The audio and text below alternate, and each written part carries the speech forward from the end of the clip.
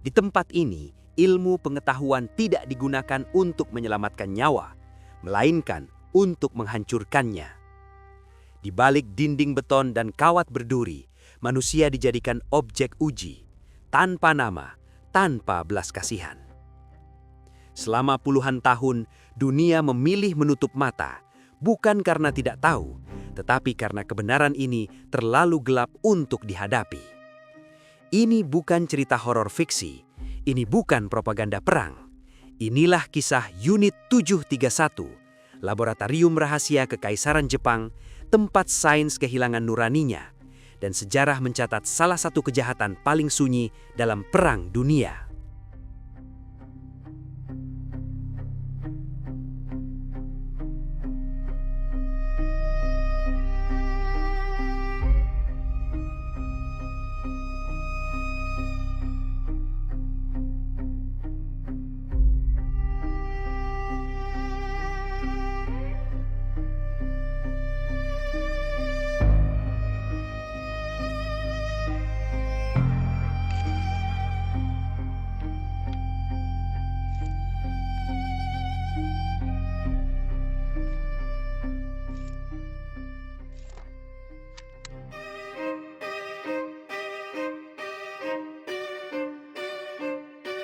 Di balik pagar tinggi dan bangunan beton yang membentang luas di distrik Pingfang, Harbin, berdiri salah satu fasilitas paling gelap dalam sejarah Perang Dunia II. Kepada dunia luar, Kekaisaran Jepang menyebutnya sebagai Departemen Pencegahan Epidemi dan Pemurnian Air Tentara Kuantung, sebuah institusi yang terdengar ilmiah, defensif, dan bahkan kemanusiaan. Namun nama resmi itu hanyalah kedok. Di baliknya, fasilitas ini dikenal dengan satu kode yang menimbulkan ketakutan ekstrim di antara para tawanan, Unit 731.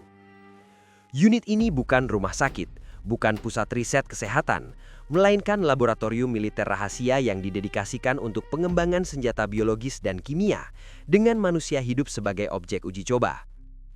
Didirikan dan dipimpin oleh Jenderal Shiro Ishii, seorang dokter militer ambisius yang terobsesi pada perang biologis, Unit 731 beroperasi di luar semua norma etika dan hukum internasional. Ishii meyakini bahwa wabah penyakit dapat menjadi senjata strategis yang lebih mematikan daripada bom atau peluru, murah, sulit dilacak, dan mampu melumpuhkan populasi sipil maupun militer sekaligus. Untuk mewujudkan ambisinya, Unit 731 memanfaatkan ribuan tawanan perang dan warga sipil, terutama orang Tiongkok, Korea, Soviet, dan sebagian kecil tawanan Barat. Mereka tidak disebut sebagai manusia. Di dalam dokumen internal, para korban hanya disebut sebagai maruta, yang berarti kayu gelondongan, sebuah istilah yang dengan sengaja digunakan untuk menghapus identitas dan kemanusiaan mereka. Kompleks Pingfang dirancang seperti kota kecil tertutup. Di dalamnya terdapat laboratorium infeksi penyakit, ruang bedah tanpa anestesi, fasilitas pembekuan ekstrim, area pengembangbiakan bakteri mematikan, hingga krematorium untuk menghilangkan bukti. Eksperimen dilakukan secara sistematis. Para tawanan sengaja diinfeksi wabah pes, kolera, antraks, dan tifus, lalu diamati hingga mati. Organ mereka dibedah saat masih hidup untuk melihat perkembangan penyakit secara real time. Tidak ada upaya penyembuhan, karena tujuan utama bukan menyelamatkan nyawa, melainkan memaksimalkan daya rusak senjata biologis. Ironisnya, semua ini dijalankan di bawah dalih pencegahan epidemi. Bagi militer Jepang, Unit 731 adalah proyek ilmiah strategis. Bagi para korban, tempat ini adalah neraka yang dilembagakan oleh negara. Keberadaan Unit 731 menunjukkan bagaimana sains, ketika dilepaskan dari moral dan kemanusiaan, dapat berubah menjadi alat kehancuran massal. Dan apa yang terjadi di Pingfang bukanlah tindakan menyimpang segelintir individu, melainkan kebijakan sistematis yang disetujui dan didanai oleh struktur militer Kekaisaran Jepang. Bagian ini menjadi fondasi dari kisah yang lebih kelam, karena apa yang dimulai sebagai eksperimen rahasia, kelak akan berdampak pada ribuan kematian di luar tembok beton Unit 731 dan meninggalkan luka sejarah yang hingga kini masih sulit disembuhkan.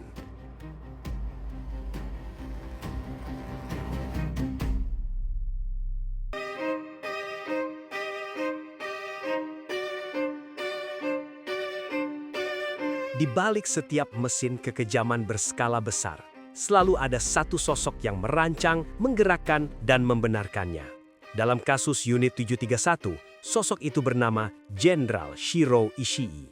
Ishii bukanlah tentara biasa, ia adalah dokter militer, lulusan Universitas Kyoto, dikenal cerdas, manipulatif, dan memiliki ambisi besar. Pada awal 1930-an, saat dunia mulai menyadari potensi senjata kimia dan biologis, Ishii melihat peluang. Ia percaya bahwa perang masa depan tidak akan dimenangkan oleh jumlah pasukan, tetapi oleh penyakit. Baginya, wabah adalah senjata ideal. Tidak terlihat, sulit dilacak, murah diproduksi, dan mampu menghancurkan populasi tanpa menghancurkan infrastruktur. Dengan memanfaatkan paranoia militer Jepang dan semangat ekspansionisme kekaisaran, Ishii meyakinkan para petinggi bahwa Jepang membutuhkan program perang kuman untuk mengimbangi kekuatan Barat.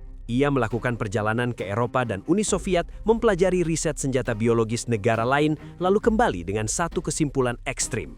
Eksperimen pada manusia hidup adalah satu-satunya cara mendapatkan hasil nyata.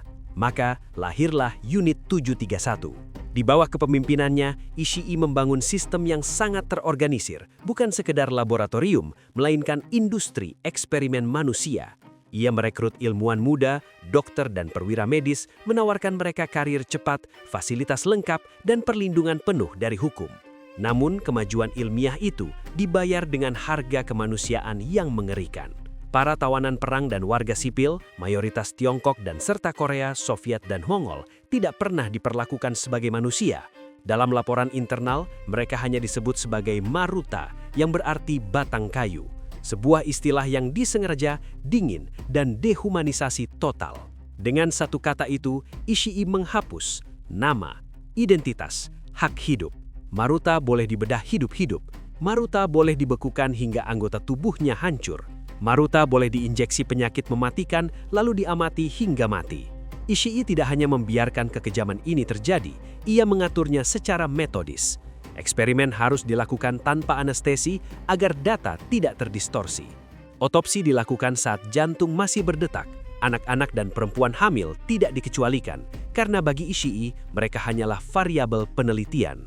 Yang membuat sosok ini semakin mengerikan bukan hanya kejahatannya, tetapi keyakinannya. Hingga akhir hidupnya, Ishii tidak pernah mengaku bersalah. Ia berkeyakinan bahwa apa yang ia lakukan adalah demi negara, demi ilmu pengetahuan, dan demi kemenangan Jepang. Di tangannya, jas dokter berubah menjadi simbol teror, ilmu pengetahuan kehilangan nurani, dan Unit 731 menjadi bukti bahwa kekejaman terbesar seringkali lahir bukan dari kebencian, melainkan dari ambisi tanpa batas dan kekuasaan tanpa pengawasan. Hal ini menempatkan satu pertanyaan besar. Apakah kejahatan Unit 731 lahir dari sistem atau dari satu manusia yang diberi terlalu banyak kuasa?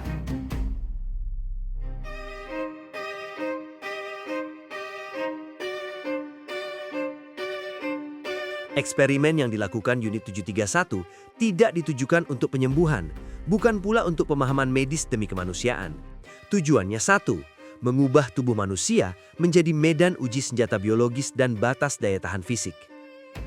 Salah satu praktik paling sistematis adalah pembedahan terhadap tawanan yang masih hidup. Para ilmuwan ingin mengamati perkembangan penyakit secara real-time, bagaimana infeksi menyebar, bagaimana organ bereaksi, dan bagaimana kematian datang perlahan. Anestesi sengaja tidak digunakan. Dalam logika dingin para peneliti, pembiusan dianggap sebagai gangguan ilmiah yang bisa mengubah respons tubuh. Tawanan diperlakukan seperti objek laboratorium, bukan pasien, bukan manusia. Setiap temuan dicatat dengan rinci, bukan dengan empati, melainkan dengan grafik, tabel, dan laporan yang kemudian dikirim ke komando militer. Unit 731 juga berfungsi sebagai lapangan pengujian senjata. Tawanan ditempatkan di area terbuka untuk mengamati efektivitas penyebaran patogen melalui ledakan, aerosol, dan kontaminasi udara. Eksperimen ini dirancang untuk menjawab pertanyaan militer. Seberapa jauh patogen bisa menyebar? Seberapa cepat infeksi bekerja? Berapa lama sebelum target lumpuh total? Jawaban atas pertanyaan itu kelak digunakan untuk merancang senario perang biologis terhadap populasi musuh, bukan hanya tentara, tetapi juga warga sipil. Selain penyakit, tubuh manusia juga diuji hingga batas ekstrim. Tawanan dipaparkan pada suhu sangat rendah atau tinggi untuk mengamati titik kegagalan fisik manusia. Ada pula eksperimen tekanan udara, simulasi ketinggian ekstrim, dan pengujian reaksi tubuh terhadap trauma berat. Semua dilakukan dengan satu asumsi dasar. Jika manusia bisa bertahan dalam kondisi ini, maka data tersebut bernilai strategis bagi militer. Tidak ada pertimbangan usia atau kondisi fisik. Laki-laki, perempuan, bahkan anak-anak, semuanya dianggap variabel penelitian. Yang membuat Unit 731 berbeda dari kekejaman perang lainnya adalah sifatnya yang sistematis dan terencana. Ini bukan ledakan emosi atau tindakan impulsif di medan perang. Ini adalah eksperimen yang dijadwalkan, diawasi, dan dievaluasi. Para pelakunya adalah dokter, orang-orang yang disumpah untuk menyelamatkan nyawa. Namun di Unit 731, sumpah itu digantikan oleh kepentingan negara dan ambisi ilmiah. Setiap kematian dianggap data, setiap penderitaan disebut hasil penelitian. Ketika ilmu pengetahuan dilepaskan dari etika, ia dapat menjadi alat penghancur yang jauh lebih mengerikan daripada senjata apapun. Dan semua ini baru terjadi di dalam laboratorium. Apa yang dilakukan Unit 731 di luar tembok kompleks akan jauh lebih luas dampaknya.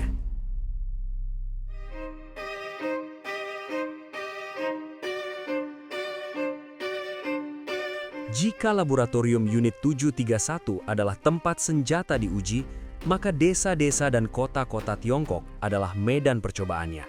Disinilah eksperimen berubah menjadi teror massal.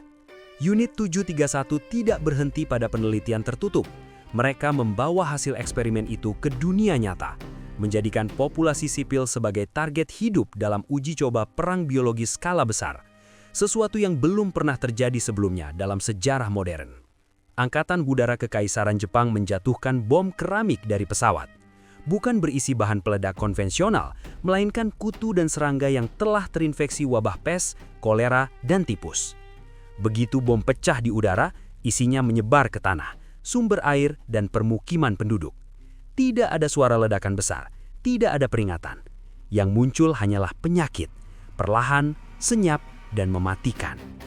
Penduduk tidak tahu mereka sedang diserang. Mereka mengira wabah itu adalah bencana alam. Wilayah seperti Zhejiang, Hunan, dan Ningbo menjadi lokasi utama operasi ini. Setelah penyebaran patogen, tim medis militer Jepang diam-diam mengamati dampaknya. Seberapa cepat penyakit menyebar, tingkat kematian, kepanikan sosial yang terjadi. Ironisnya, di beberapa kasus, Jepang bahkan menawarkan bantuan medis setelah wabah menyebar, bukan untuk menyelamatkan, melainkan mengumpulkan data tambahan. Sejarawan memperkirakan antara 200.000 hingga 500.000 orang tewas akibat serangan biologis Unit 731. Angka pastinya tidak pernah diketahui. Mengapa? Banyak desa musnah tanpa catatan resmi. Korban meninggal jauh setelah serangan tanpa tahu penyebabnya. Pemerintah pendudukan menutup rapat informasi. Ini adalah kejahatan yang nyaris sempurna, tanpa peluru, tanpa saksi, tanpa pengakuan resmi. Yang membuat operasi ini berbeda adalah sasarannya, bukan tentara, bukan pangkalan militer, melainkan petani, anak-anak, dan warga sipil. Tujuannya jelas, menciptakan ketakutan massal dan melumpuhkan wilayah tanpa harus mengerahkan pasukan besar. Wabah penyakit menjadi senjata psikologis, menyebarkan kepanikan, ketidakpercayaan, dan kehancuran sosial. Tidak seperti bom atom yang meninggalkan jejak ledakan, senjata biologis meninggalkan ketiadaan bukti visual. Tidak ada kawah, tidak ada reruntuhan, hanya kuburan massal dan generasi yang lenyap. Dan setelah perang berakhir, kejahatan ini tidak pernah diadili secara internasional. Bagian ini menegaskan satu hal penting. Unit 731 bukan sekedar eksperimen gagal, melainkan pelopor perang biologis modern. Apa yang mereka lakukan di Tiongkok menjadi cetak biru gelap bagi senjata pemusnah massal di masa depan. Namun kisah paling mengejutkan belum berakhir, karena setelah semua ini terungkap, para pelaku justru mendapatkan perlindungan, bukan hukuman.